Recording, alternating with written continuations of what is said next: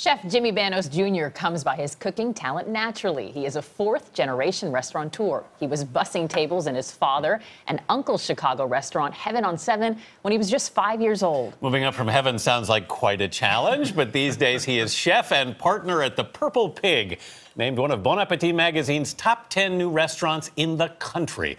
And he just won this year's James Beard Award for Rising Star Chef. Chef Jimmy Bannos Jr., welcome to the dish. Thank you very much. It's an honor to be here. That's a pretty great award. How did you feel getting that? Shock. I'm still in shock about it, realistically. It's the award of a lifetime.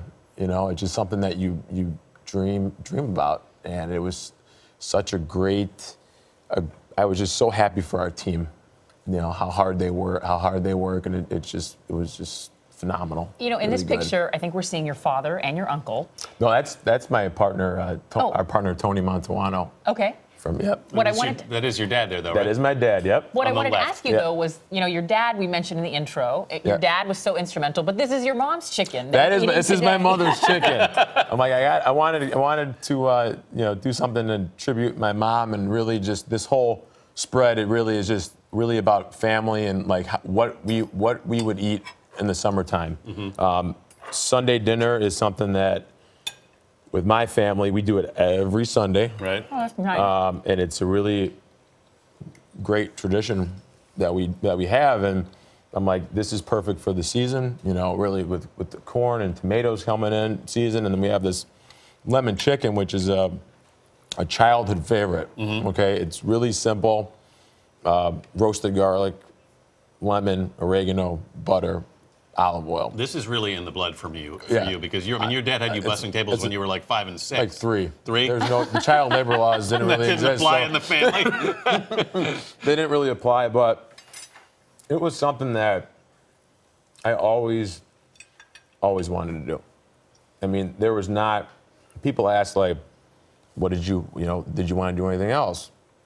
I'm like, honestly, no, I really didn't. You know, I used to love waking up early on Saturday mornings at like 5 a.m. and going to the restaurant with my dad, just to drive up there. Mm-hmm. You know, it would still be dark outside, and you know, as like a 5-year-old, I'm like, this is so cool. We're going downtown, and it's, you know, and the sun isn't up yet. He would take me to the market, and he used to have to hide me underneath like the car in front of because it was a bad neighborhood back then. He's like, I'm going in to get some tomatoes. I'm like, just hide under the seat right now.